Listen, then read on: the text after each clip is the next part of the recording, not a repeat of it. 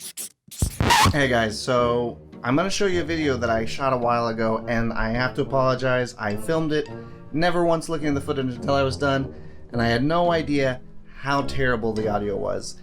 So I did a little bit of work to try to make it better, but it's going to sound like shit, and I really apologize.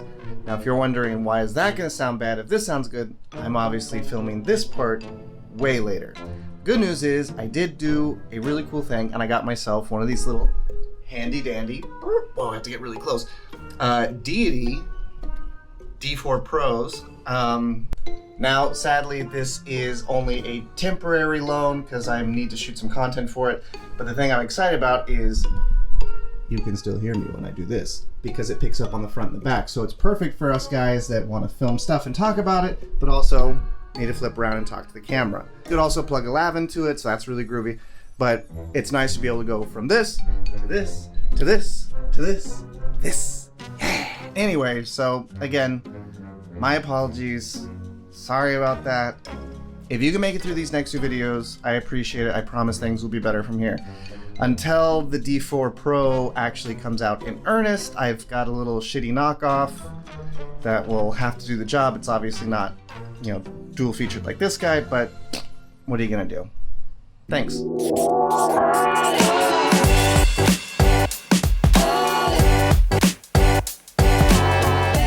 Okay guys, I have a torturous amount of housework to do, and like always, I'm always thinking, how can I get out of it?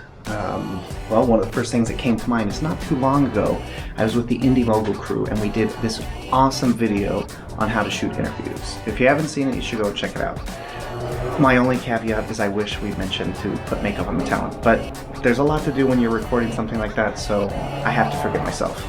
But anyways, as much as I enjoyed shooting that and as much fun as we had and as many people as it seemed to help, there was one question that seemed to go unanswered, and it was on the top of everybody's mind in the comments section.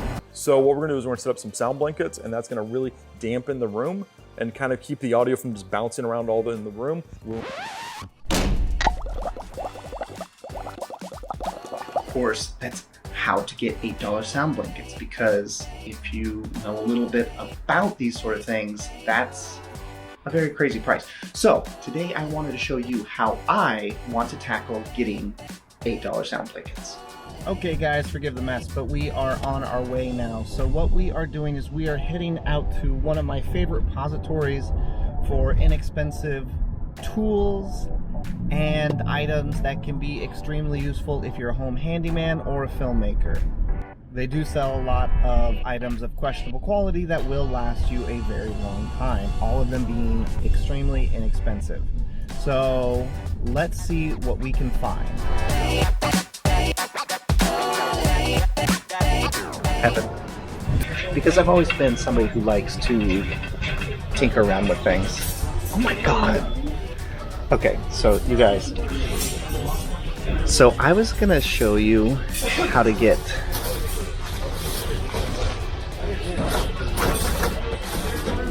blue furniture pads like this, and then I was gonna take the time to go pick up some black dye from a hobby store or from CVS, Walgreens, things like that, and dye them black and go through a big process of filling up a giant tub and, making a bigger deal out of it. But they just sell black ones. This is crazy. Now you can get the 48 by 50 inch, which is only like 3.5 feet by 4.5 feet, or they have some 3.5 feet by 5 foot moving blankets, but they're $5. They're $5. That's it. Video over. We're done.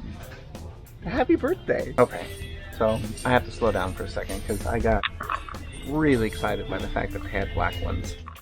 Problem is, I realized that 40 inches wide is not wide.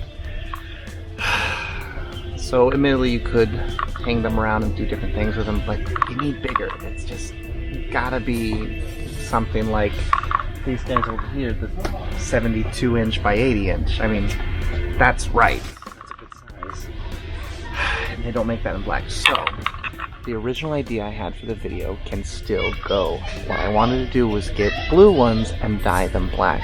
I know that I kind of spoiled it before, so surprise over, but let's follow this through and see how it goes.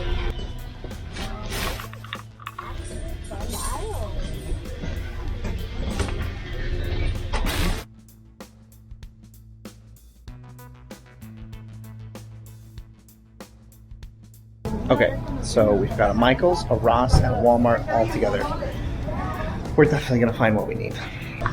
I don't think it's much of a stretch. If you guys are interested in filmmaking, you're probably interested in just any sort of creative thing. And every time I walk through a place like this, God, I love it. There's so many opportunities to do things. It's just like an amazing place to be. Okay, shirts. Oh, here we go. Look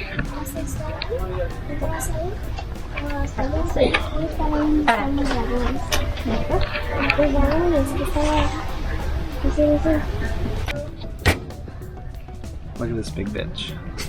So, this is just black dye. This is all we need. So we've got something that's not black. We want to make it black. We've got what we need. Now we just need to find a thing to do it in. I mean, we could do it in trash bags, but you're gonna have to mix this with liquid. Okay, so don't get me wrong. The idea of using this in the bathtub has occurred to me. I just don't think it's a smart way to go. Cutest thing. So, hobbyists working together. This guy just came by and was telling me that the synthetics are probably better for something like nylon, rayon, polyester, which, let's be honest, those are really cheap furniture pads, so we know that they're not cotton. Probably. So maybe synthetic is a better way to go. There is the issue that they don't have a black in the synthetic, but they have charcoal gray. So we'll just do that. Okay, I definitely should have bought the regular and the synthetic, because the regular seems like you can do it in a washing machine, which is pretty crazy.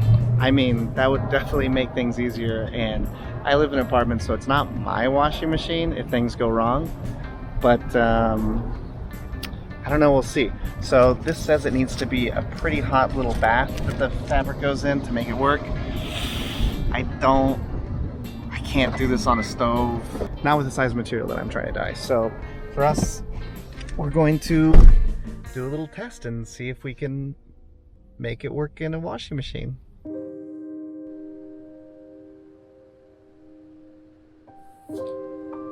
Okay, cool. So thankfully it happened before I started getting real crazy trying to cook up some dyed blankets. But as I was getting ready, I just thought on a lark, maybe I should check Amazon, because, you know, they have everything. And sure enough, they've got moving blankets that are black.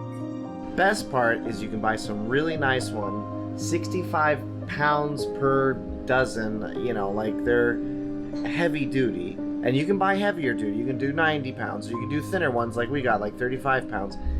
Anyways, it's a 12 pack for 90 bucks. So I'm no mathematician because I went to public school, but that's definitely $8 or less. So you can do all the shit that I did and run around town and get a bunch of hobby shit and try to make it yourself. Or you can save money and conceivably time and just order them off Amazon. And if you're thinking to yourself, well, I don't need 12, yeah, you probably don't. But somebody you know might need a couple, so sell off a few to a few friends, and then they're even cheaper. Like, good lord. Video over. Again. I gotta get better at this.